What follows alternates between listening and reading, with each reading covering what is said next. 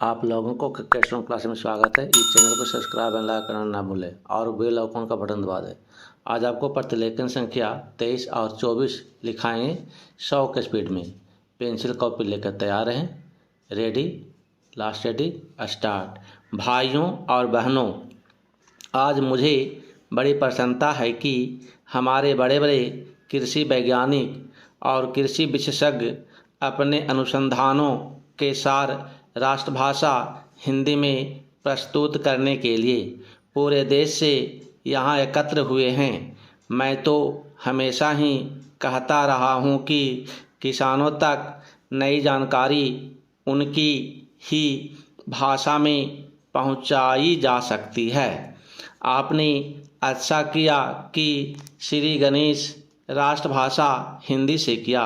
मैं तो चाहूँगा कि सभी भारतीय भाषाओं में राष्ट्रीय कृषि सम्मेलन आयोजित किए जाएं, ताकि सभी क्षेत्रों के किसानों को पता चले कि उनके लिए इस देश के कृषि वैज्ञानिक कितनी मेहनत से नई नई किस्में और तकनीकें निकाल रहे हैं। अब से 3 दिन बाद हम नए वर्ष में प्रवेश करेंगे। मुझे बताया गया कि सन 1995 के वर्ष को यूनेस्को ने सहनशीलता का वर्ष घोषित किया हुआ था। शायद भारत में इसके बारे में ज़्यादा चहल पहल या चर्चा नहीं हुई, क्योंकि भारत देश और भारतीय लोग तो हैं ही सहनशील। इसमें भी सबसे ज़्यादा सहनशील हैं किसान। आप खुद हिसाब लगा लो, हर तरह से भारत का किसान संसार का सबसे सहनशील प्राणी सिद्ध होगा। पैराचीन।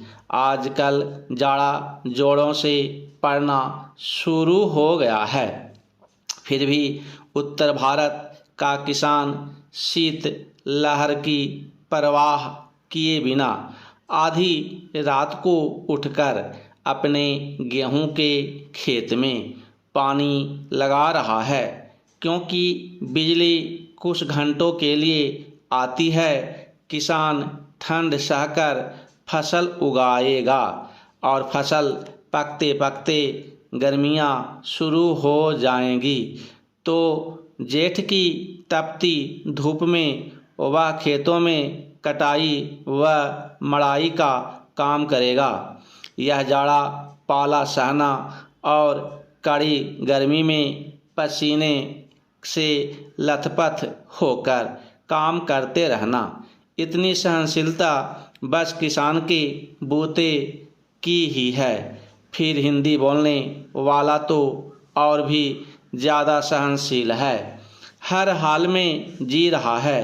गेहूँ चावल विदेशों में किस भाव बिकता है और हम उसे क्या भाव देते हैं।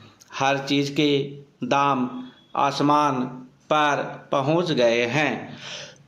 महंगाई इतनी बढ़ गई है, मगर किसान की मेहनत का पूरा मुआवजा देने में हम 10 बहाने बनाते हैं और किसान है कि बर्दाश्त कर रहा है। बिजली महंगी हो गई, डीजल महंगा हो गया, संकर बीज महंगा मिलता है, रासायनिक खादें महंगी मिलती हैं, मगर दालों के भाव चढ़ गए तो चिलप्पों शुरू हो जाती है। मेहनत करता है किसान, उसकी मेहनत पर फलते फूलते हैं। बिचौलिए मंडी के दलाल, आलू के चिप्स बनाने वाले व्यापारी, उसकी फसलों का तेल निकालने वाले व्यवसायी, ये सारी बातें सहते हैं। हमारे किसान भाई, जो किसान से बड़ा सहनशील और कोई नहीं। कोई आता है तो खराब किस्म का बीज बेच जाता है, तो दूसरा जिप्सम के नाम पर मिट्टी बेच जाता है। कई एक नकली कीटनाशक दवाएं बिक रही हैं, सिड़को तो कोई असर ही नहीं होता। किसान बेचारा सब कुछ सह रहा है। मैं समझता हूँ कि यहाँ जो कृषि वैज्ञानिक हिंदी में अपनी शोध पत्र प्रस्तुत कर रहे हैं वे भी बड़े सहनशील होंगे। पहला चेंज, भाइयों और बहनों, मतलब यह है कि अगर संसार को सहनशील बनाना है तो सभी लोगों को दुनिया भर में हिंदी भाषा का प्रचार और प्रसार करना चाहिए। ज़्यादातर व्यापार के लिए कच्चा माल तो किसान ही पैदा करता है, फिर किसान के लिए कृषि अनुसंधान के खर्च में दुनिया भर में कटौती क्यों की जा रही है। कटौती करनी है तो बहुत से और क्षेत्र भी हैं। अमीर देश सन 1990 में खेती बाड़ी को आगे बढ़ाने के लिए जो सहायता दे रहे थे वह थी $12 अरब और 10 साल बाद 2000 में $2 अरब की कटौती कर दी और यह $10 अरब रह गई। तो पूरी दुनिया को खेती बाड़ी से जोड़ने की ज़रूरत है, तभी ये दुनिया आपस में लड़ना मरना बंद करेगी। मेरा बस चले तो मैं तो हिमालय की सबसे ऊंची चोटी सगरमाथा, जिसे दुनिया एवरेस्ट कहती है, पर चढ़ूं और पूरे जोर से आवाज़ लगाऊं कि ए धरती के वासियों, बंदूकें छोड़ो और हल उठाओ, नहीं तो आप ही सोचो कि 20 साल बाद 2020 में जब दुनिया की आबादी 8 अरब हो जाएगी तो सबको खिलाने लायक खाद्यान्न कैसे उपलब्ध होगा। उस समय चीन को भी बाहर से गेहूं मंगाना पड़ेगा। सौभाग्य से भारत के बारे में तो कृषि विशेषज्ञों का यही अनुमान है कि भारत के किसान और कृषि वैज्ञानिक मिलजुल कर बढ़ी हुई आबादी का भी पेट भर पाएंगे। पहला चेंज, आज हमारे अन्न भंडार में 3.5 करोड़ टन से ज़्यादा अनाज भरा है। रबी की फसल आने के बाद यह बढ़कर 5 करोड़ टन तक जा सकता है। रखने की जगह नहीं है, इसलिए समाज कल्याण के कामों में लगाने और विविध रूपों में निर्यात करने के अवसर बढ़ रहे हैं। काम के बदले अनाज और बच्चों को पाठशालाओं में नाश्ता कराने व खाना खिलाने के कार्यक्रम पूरे देश में चलाए जा सकेंगे। यह एक तरह से दूसरी कृषि क्रांति का ही नतीजा है कि हम 101 करोड़ से ज़्यादा आबादी को अपने खेतों में उपजाई फसल से ही खाद्यान्न उपलब्ध करा रहे हैं।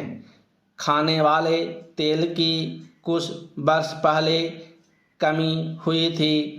हमने पुरजोर कोशिश की।